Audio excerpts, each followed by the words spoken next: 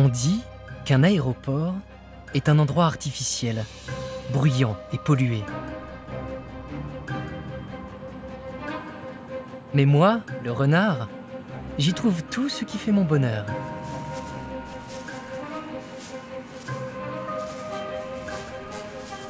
Ça grouille de campagnols des champs. Très bon à manger. Il y a aussi de succulents lapins. Et d'innombrables oiseaux comestibles. Un aéroport, ça cache une biodiversité insoupçonnée. Mais pour que les animaux de l'aéroport puissent vivre sans risque à côté des avions, il y a des règles à respecter. Et moi, le renard, je m'y suis adapté.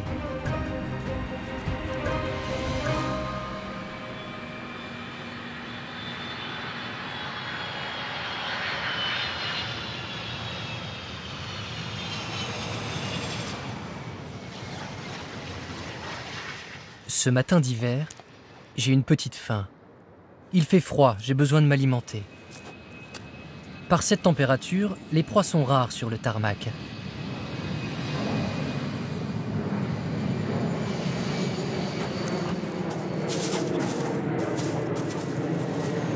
Je suis la direction de l'avion, vers la forêt. Elle a poussé toute seule à l'écart des pistes, sur la terre que les humains ont entassée là pendant la construction de l'aéroport. Comme elle ne gênait personne, elle est restée. C'est le territoire de l'autour des palombes, un concurrent. Nous chassons à peu près les mêmes proies, mais il y en a tant par ici que je veux bien lui en laisser quelques-unes.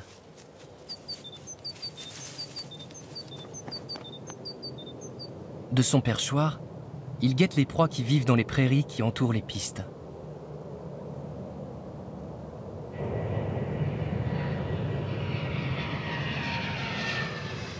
L'autour ne chasse pas que les palombes. Ce lapin bien dodu est appétissant.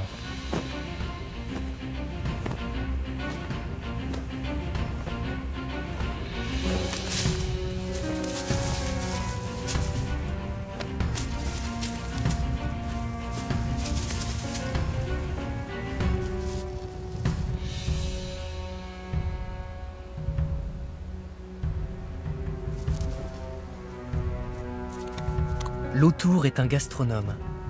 Il épile le lapin jusqu'au dernier poil avant de le dévorer. Le passage d'un avion lui coupe provisoirement l'appétit. Quand un bruit est trop fort, certains animaux cessent de manger. Et si ça dure, ils prennent la fuite. Mais l'autour a l'habitude de ce bruit. Il décide de rester.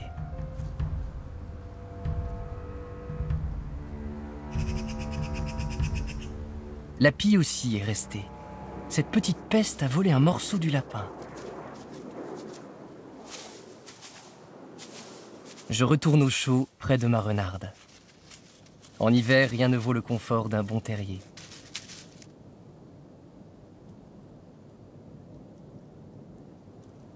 Le nôtre est creusé dans une butte, en contrebas d'une piste. À l'origine, c'était un terrier de lapins. Ma compagne et moi, nous l'avons agrandi sur mesure. Nous y rentrons pour nous protéger de la pluie ou du froid de l'hiver.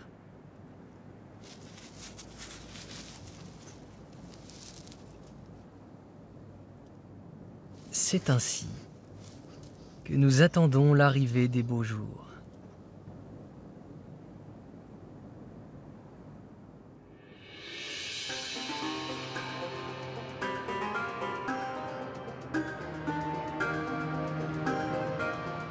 Je dors tranquillement.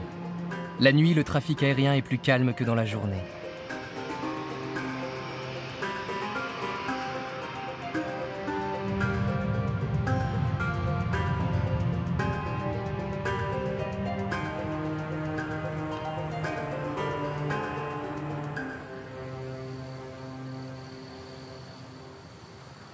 Tout se réveille au printemps. Avril. C'est le temps des naissances, de l'éclosion des fleurs et du retour des oiseaux.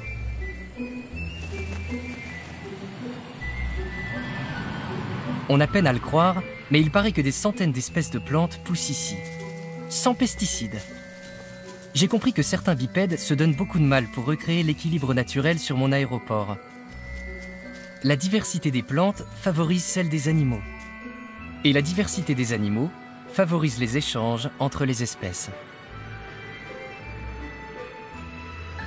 J'ai faim. J'explore le parking des avions. La voiture jaune me fonce dessus. Elle est en état d'alerte à cause des grandes migrations de printemps. Du calme? Je ne suis pas un oiseau?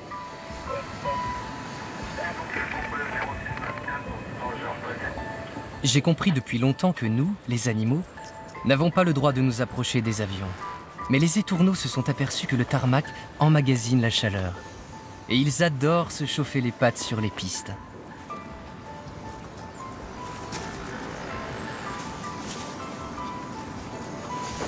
Les voitures jaunes sont chargées de les faire fuir. Pour des millions d'oiseaux migrateurs, le printemps, c'est la saison de tous les dangers. Et pour moi, l'occasion de varier mes menus. Ces pigeons ramiers se préparent à atterrir. Fatigués par leur voyage, ils viennent se reposer. Pour eux, l'aéroport joue le rôle d'une réserve naturelle.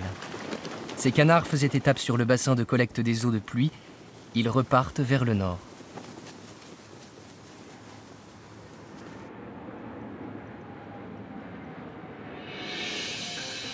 La voiture fait fuir un vol de vanneaux venus chercher à manger près des pistes. Elle a pour mission d'éloigner les animaux des avions. Les bipèdes font tout pour éviter que les oiseaux percutent les réacteurs. Quand ça arrive, dans le pire des cas, il paraît que les réacteurs explosent. Cette fois, l'avion a évité une catastrophe. Mais même à distance, pour les oiseaux, le souffle des réacteurs est mortel.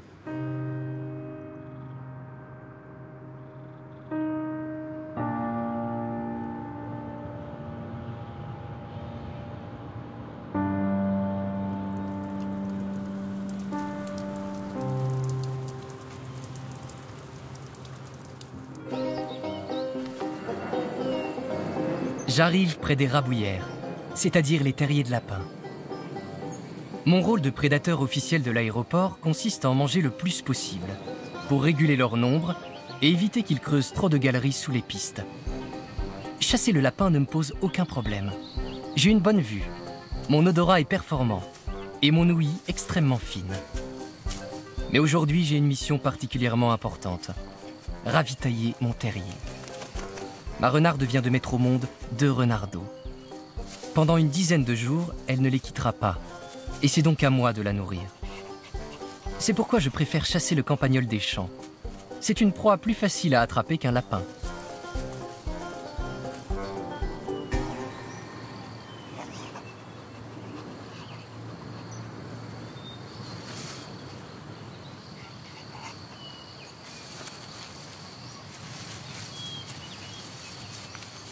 C'est au bruit que je le repère. Mon problème, c'est qu'il y a toujours un avion pour passer par là au mauvais moment. Ce vacarme infernal masque le bruit des campagnols.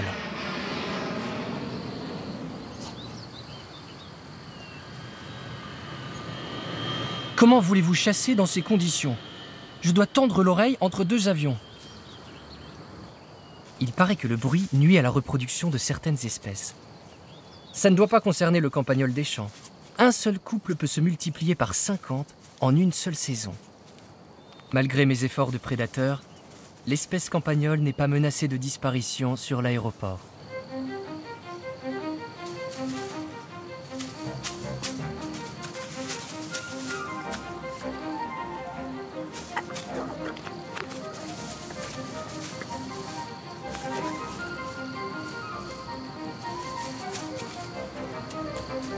Je vais déposer ce campagnol bien gras dans l'entrée du terrier. Ma renarde le mangera quand elle le voudra.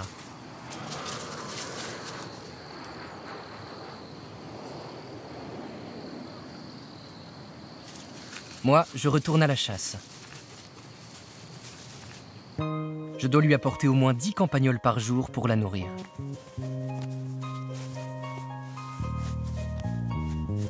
Ma compagne a besoin de calories pour allaiter nos 2 renardeaux.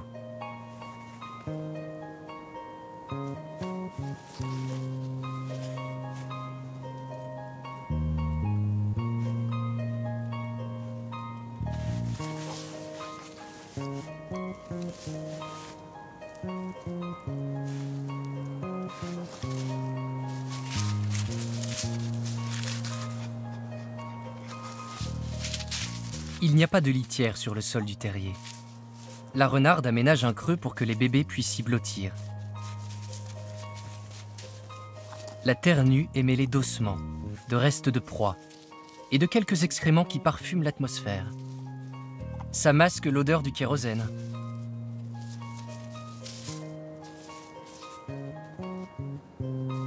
Il n'y a pas le plus petit brin d'herbe pour servir de matelas. Mais ce serait inutile. La fourrure de ma renarde est épaisse et soyeuse.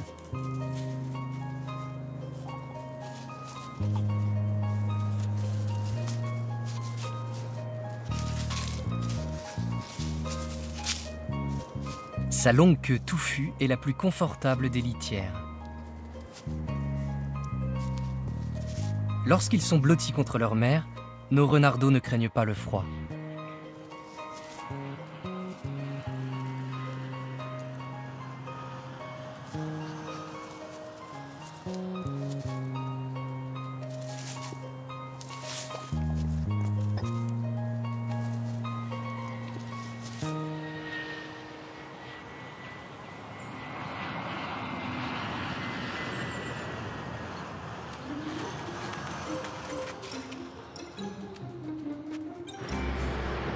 Ce n'est pas pour regarder passer les avions que les lapins ont colonisé la butte qui longe la piste. C'est parce que le sol y est sablonneux, mou et profond. Il est facile d'y creuser des terriers. Comme le tarmac est assez solide pour ne pas s'effondrer malgré leur travail de forage, les bipèdes jugent inutile de déloger les lapins. Mais ils comptent sur moi pour limiter leur nombre. Dans la chambre la plus profonde, une nouvelle génération de lapros bien tendres vient de naître. La mère a mêlé le duvet de son sous-poil à des herbes sèches. Il n'y a rien de plus chaud, ni de plus douillet.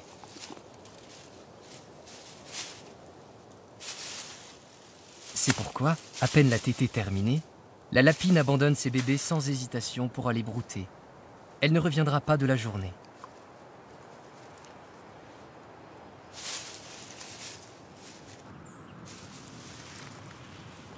Pour se nourrir, elle n'a pas besoin d'aller loin.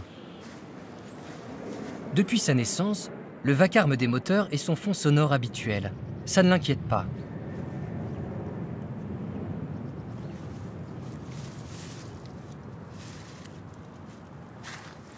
Ses longues oreilles restent en alerte. Tout bruit inhabituel émergeant de ce vacarme pourrait vouloir dire danger.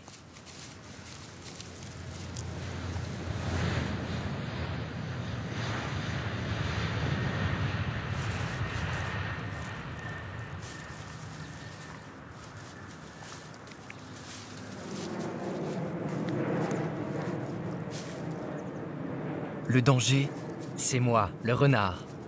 Mais pour qu'elle détecte ma présence, il faudrait que je fasse plus de bruit que les avions. Ce n'est pas le cas. Je n'ai pas envie de lapin aujourd'hui. Je vais donc faire un tour du côté du vieil avion. Il y a souvent des oiseaux à croquer là-bas.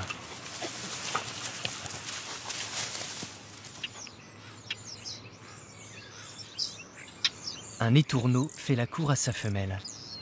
De gros bruits de ferraille en provenance de l'avion déglingué polluent son mélodieux chant d'amour. Des deux pattes intelligents ont découvert que le bruit oblige les oiseaux à chanter plus fort et plus aigu. Or, les femelles préfèrent les mâles à la voix grave. Celui-là a peut-être trouvé le ton juste.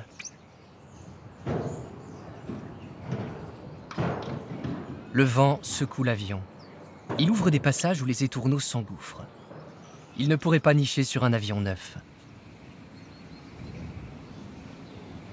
Les entrées d'air des réacteurs de celui-ci ont été bouchées, précisément pour empêcher les oiseaux d'y faire leur nid.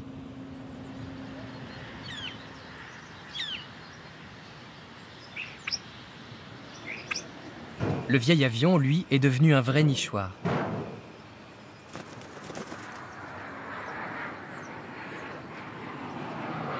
Un grand nichoir, il y en a un de l'autre côté de la piste.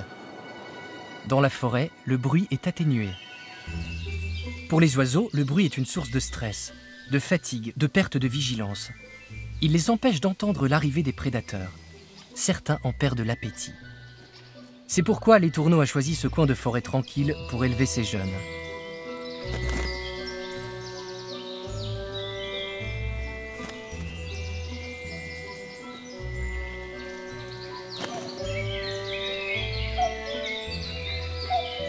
D'autres oiseaux aussi ont choisi de nicher dans la forêt.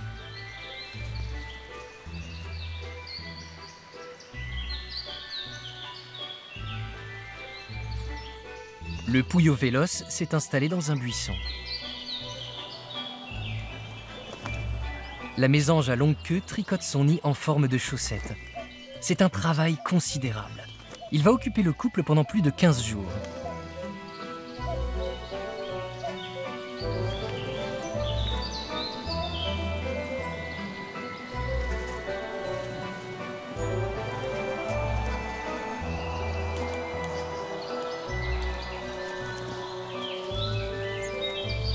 Une maille à l'endroit, une maille à l'envers. Une plume à l'endroit, une plume à l'envers. Le rouge-gorge couve déjà.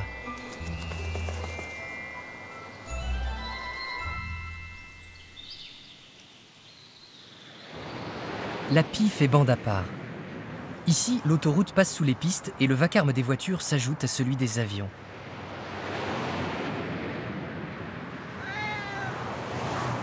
Mais elle sait que le plus redoutable des prédateurs, le chat, ne peut pas grimper sur les poteaux métalliques.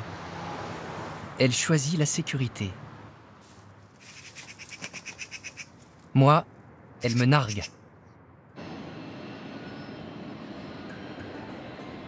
Je retourne au campagnol.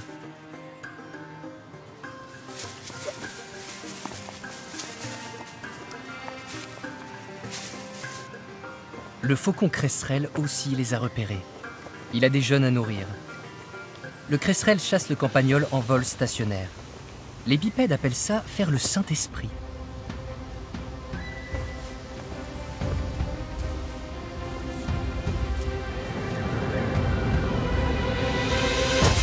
Drôle de Saint-Esprit.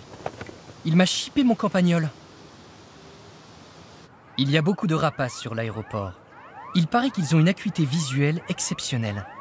Mais ils détectent mal certains objets en mouvement.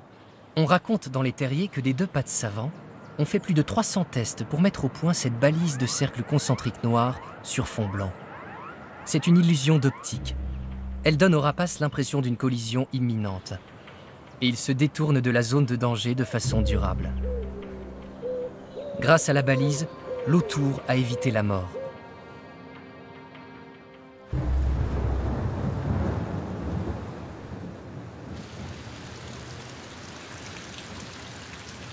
Ce soir, il fait un temps à ne pas mettre un renard dehors.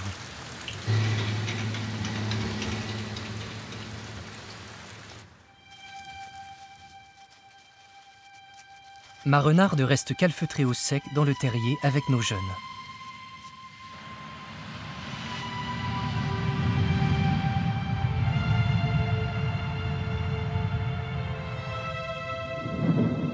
Ils ont déjà 4 semaines, mais le bruit de l'orage est nouveau pour eux.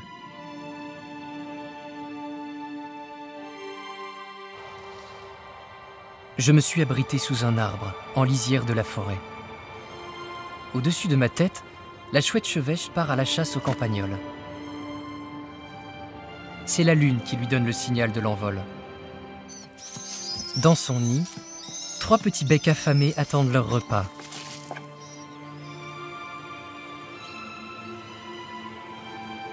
Comme les avions volent aussi la nuit, la balise d'effarouchement des rapaces reste en service 24 heures sur 24. Il paraît que la vision nocturne des chouettes leur permet de chasser à la seule lumière de la lune. En revanche, les éclairages électriques les éblouissent et peuvent même leur abîmer la vue de façon durable. Des 2 pattes savants se sont aperçus que la lumière artificielle dérègle l'horloge biologique des animaux. Ils perdent les repères qui leur permettent de ne pas prendre le jour pour la nuit et vice-versa. Quand le mâle rapporte une musaraigne, c'est la fête. C'est lui qui est chargé de ravitailler le nid. Le couple dépaisse le rongeur en tout petits morceaux. La femelle fait la distribution. Les jeunes ont 3 semaines. Pour les parents, encore 7 semaines de ce labeur harassant avant leur premier envol.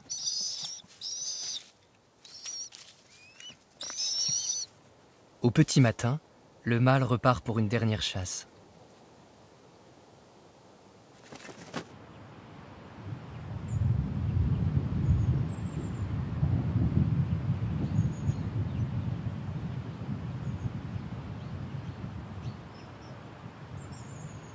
Entre deux averses, le tarmac reste humide. J'irais bien y chasser quelques lombrics.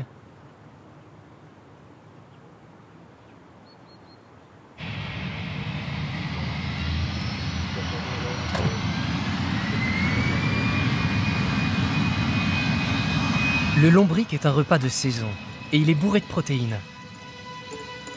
Qu'est-ce qu'il vient faire par ici, ce paillasson sur pattes?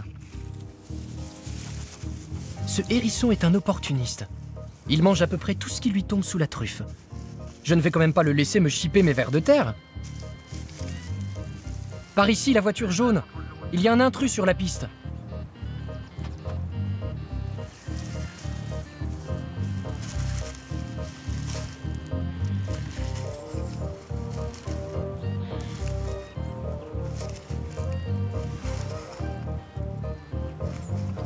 Tiens, on dirait que ce ne sont pas les lombrics qui l'intéressent.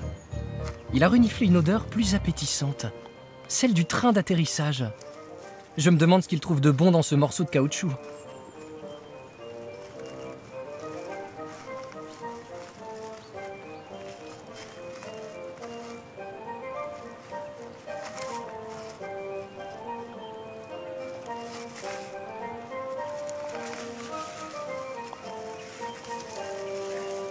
J'ai remarqué qu'une saveur inhabituelle déclenche une production de salive chez le hérisson. Il l'utilise pour lubrifier ses piquants. Comment faire sa toilette sans s'empaler sur ses propres piquants quand on a l'estomac trop rempli et un petit ventre tout rond? Ça demande un peu de gymnastique.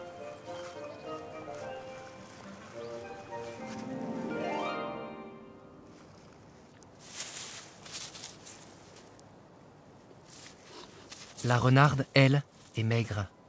Elle a faim. Ses renardeaux l'épuisent, mais ils sont à présent assez grands pour rester seuls quelques heures. Elle se dit que pour elle aussi, il serait temps de trouver quelque chose de consistant à manger. Pour trouver de la nourriture, elle n'hésite pas à prendre des risques. C'est au printemps que les renardes attaquent les poulaillers. Comme il n'y a pas de poulailler sur l'aéroport, la renarde se contenterait de n'importe quelle proie. Un hérisson, par exemple. Ça s'ouvre comme une grosse châtaigne. Mais un lapin imprudent s'est dit que l'herbe était sans doute plus verte de l'autre côté du tarmac.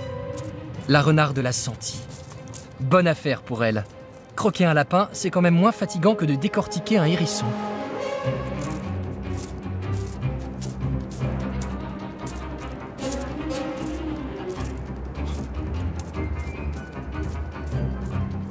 Le lapin commence à se dire que l'herbe n'était peut-être pas si verte que ça de l'autre côté.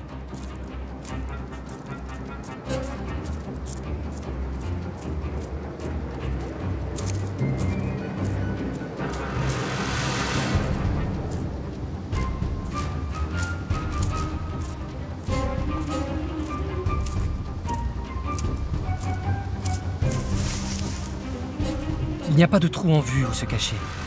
Que faire ?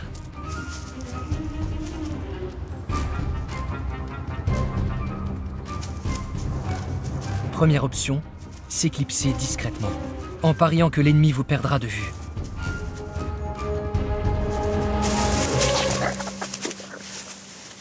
Pari raté. Pour le lapin, il n'y aura pas de deuxième option.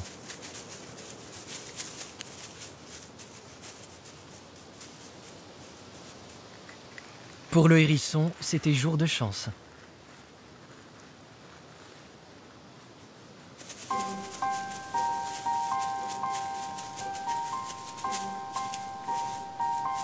Un lapin de Garenne, ça pèse 2,5 kg. Une renarde, à peu près 6 kg.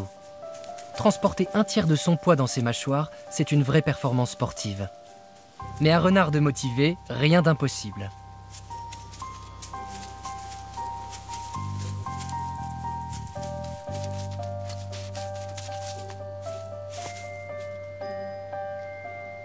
Arrivée au terrier, la renarde ne consomme pas sa proie tout de suite. Elle met le lapin en réserve pour un prochain repas. Bien enterré dans son propre terrier, un concurrent ne risquera pas de venir le lui voler.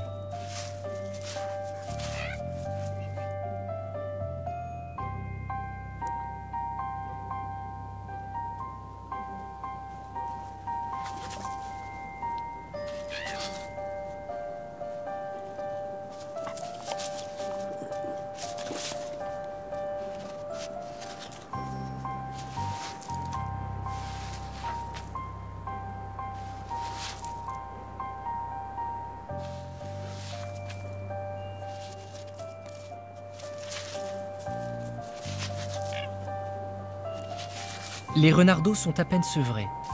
Ils seraient bien incapables de mâcher une proie aussi grosse.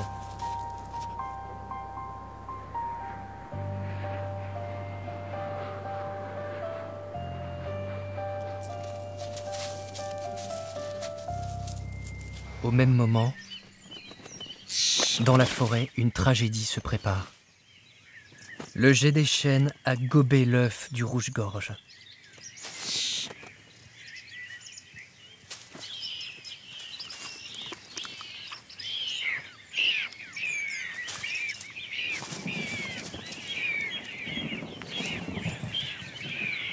C'est au printemps, en période de reproduction, que les bruits de la nature sont les plus variés et les plus intenses. Mais pour qu'ils soient audibles, encore faut-il qu'ils surmontent le bruit de fond général. On y trouve ce que les bipèdes savants appellent la géophonie, les bruits naturels du tonnerre, de la pluie, du vent, dont l'intensité et la fréquence ont augmenté suite au réchauffement climatique.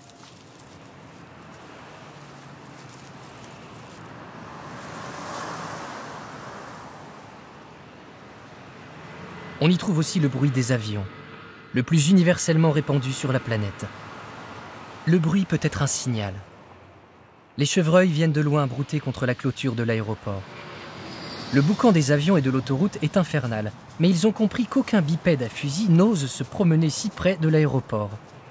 Pour eux, ce vacarme signifie donc sécurité.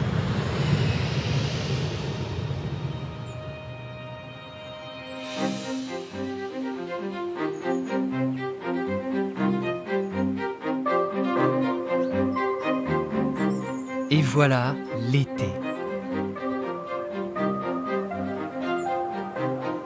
Le mois de juillet, c'est le moment où les bipèdes s'envolent vers le sud pour leur migration saisonnière.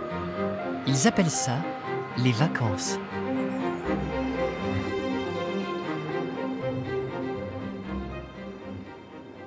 En juillet, mes renardeaux ont 2 mois et demi. Ils adorent s'aventurer hors du terrier, mais sans s'éloigner. Tout est nouveau pour eux. Ils découvrent le monde avec prudence. Le monde est parfois stupéfiant.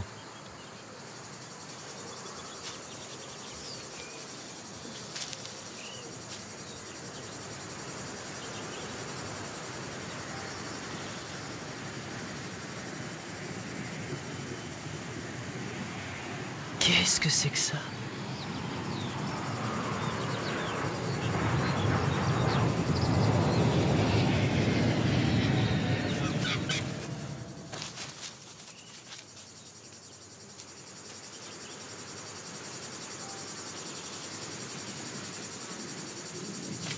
On va se cacher, mais on y retourne quand même. Découvrir le monde mérite qu'on prenne des risques. Les renardeaux découvrent chaque jour plein de choses étonnantes. Par exemple, ce matin, des monstres mécaniques tondent à ras la bande d'herbe qui borde les pistes.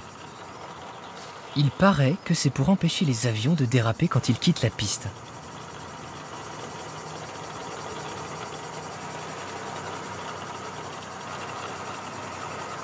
Mais plus loin, à bonne distance, pour m'éloigner des avions, cette prairie a été fauchée spécialement pour me servir de terrain de chasse.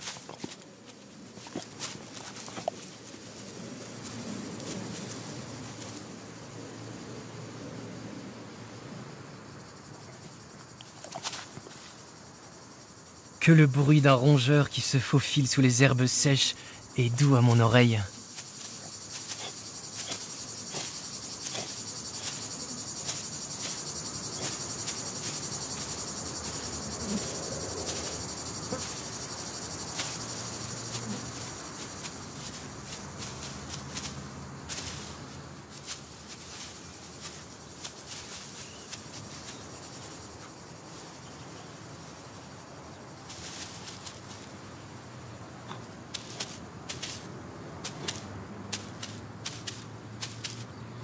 Touche pas à ma souris, toi, le Milan.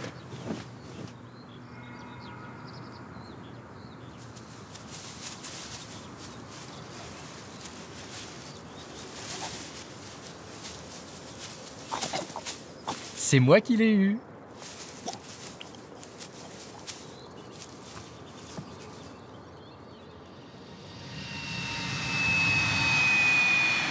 En ce moment, ma renarde et moi nous relayons pour apporter à nos renardeaux leur repas de viande fraîche. Ils sont à présent capables de mâcher leur nourriture. Nous leur apportons de petites proies. C'est ainsi qu'ils apprennent à devenir des carnassiers. Bientôt, ils commenceront à chasser seuls.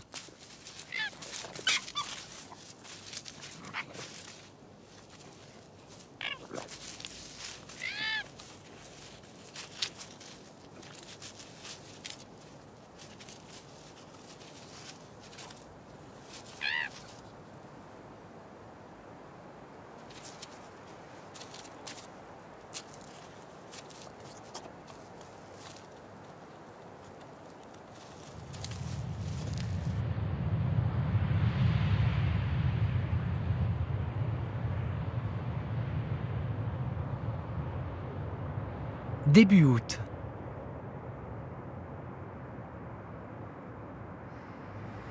Il y a de plus en plus d'avions sur les pistes.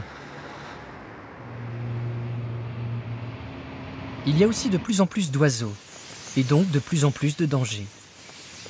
Les jeunes étourneaux sont sortis du nid. Pour ces oiseaux inexpérimentés, l'été est une saison à haut risque.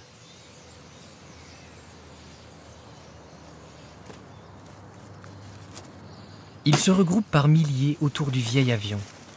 On y est bien tranquille. Peu de bipèdes circulent par ici. Les pistes où les oiseaux à moteur se posent ou décollent sont loin. Le problème, c'est que les étourneaux n'y restent pas.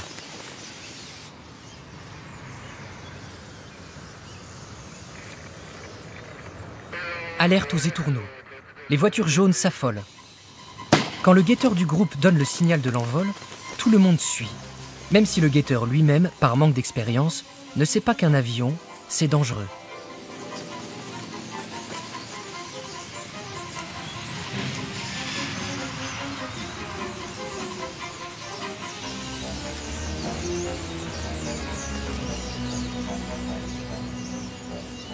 Les étourneaux sont observateurs. Les pétards d'effarouchement ne leur font déjà plus peur.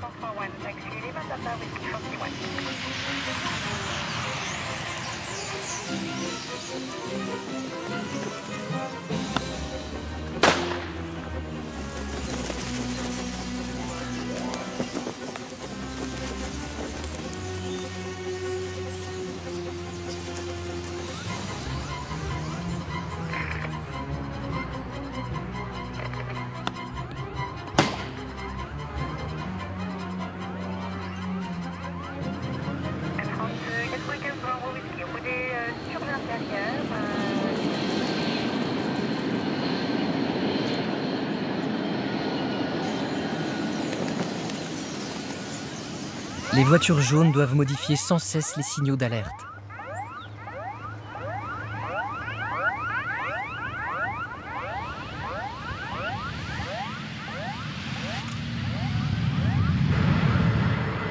Quand tout a échoué, il reste la buse de Harris. Ce grand rapace américain est spécialement éduqué par les effaroucheurs professionnels pour chasser les étourneaux.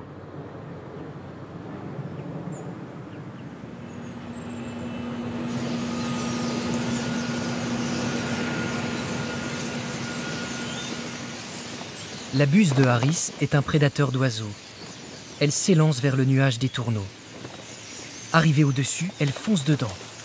Les étourneaux se dispersent. L'avion peut approcher, l'accident est évité. Tant pis, je n'aurai pas d'étourneaux à manger aujourd'hui. Pendant ce temps, les jeunes lapins tentent leur première sortie. Le plus hardi passe le premier.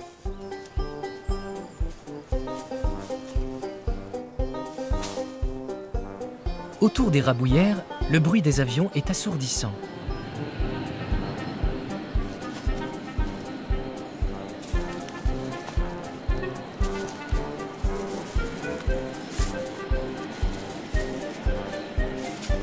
Si je m'approchais, je parie qu'il ne m'entendrait pas.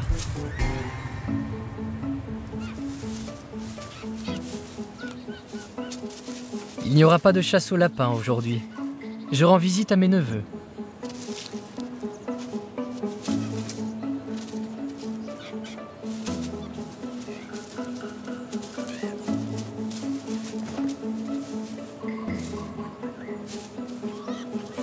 Ces 4 gamins forment une tribu à l'énergie inépuisable.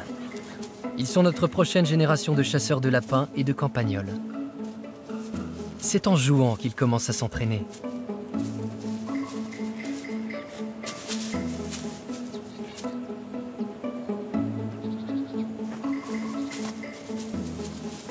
Comme tous les terriers, le leur a plusieurs entrées. Mes neveux ont creusé des passages sous le grillage. Ils circulent sans effort de chaque côté. Les grillages et toutes les clôtures du monde ne nous ont jamais arrêtés, nous, les renards. La mère de ces boules de poils montées sur ressort est l'une de mes sœurs. Elle ne les quitte pas des yeux.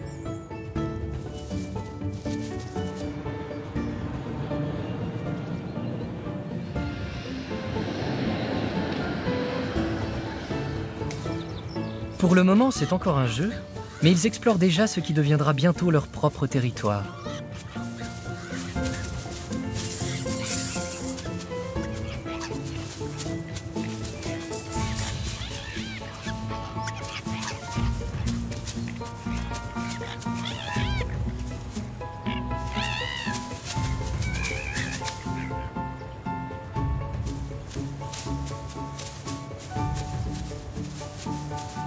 Ces gamins sont sevrés depuis un bon moment, mais ça ne les empêche pas de réclamer encore à téter.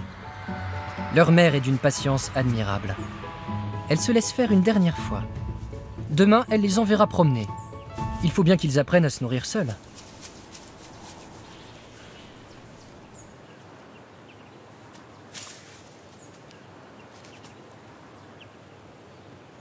Fin août.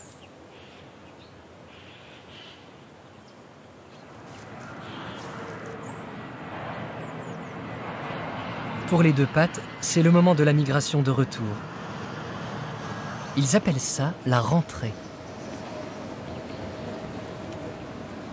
Pour nous, les renards, au contraire, c'est le moment où notre famille se disperse.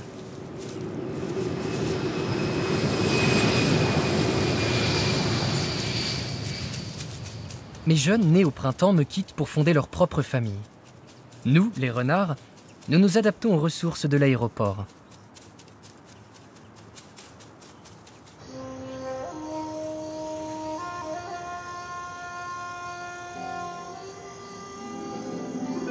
La lune donnera bientôt le signal du premier envol des jeunes chouettes chevêches.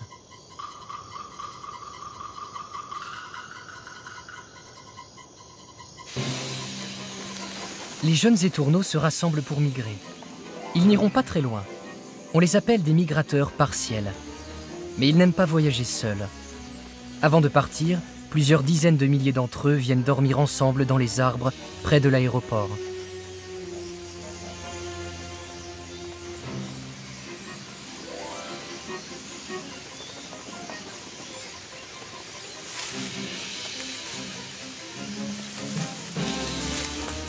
La buse de Harris a pour mission de les chasser. Elle attend que les étourneaux soient bien installés.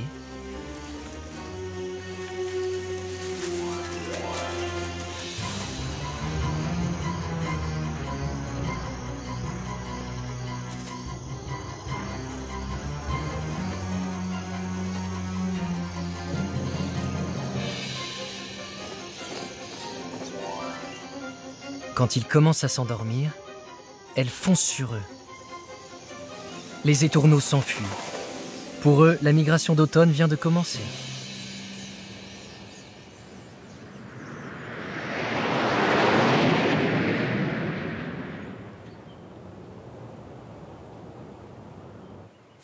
Mes renardeaux partent à l'aventure, à la recherche d'un nouveau territoire. Il n'y aura jamais de surpopulation de renards sur l'aéroport. Quand notre nombre augmente, nous nous dispersons.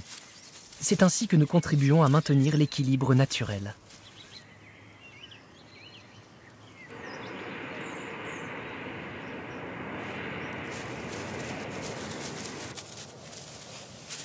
L'automne s'installe.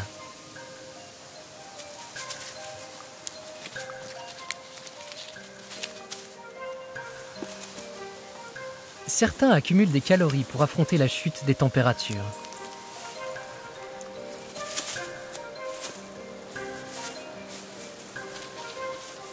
D'autres se rassemblent en famille pour se tenir chaud.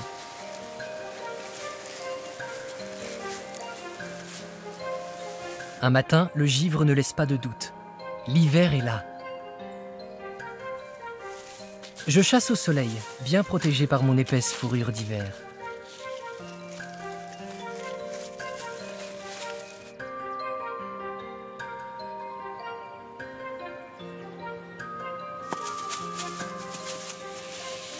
Quand les premiers flocons poudrent de blanc l'aéroport, les bipèdes et leurs engins s'agitent à la surface.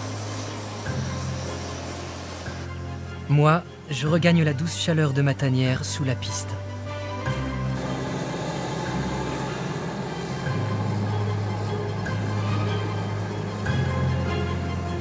Bientôt, ma renarde et moi, nous allons concevoir la prochaine génération de renardeaux.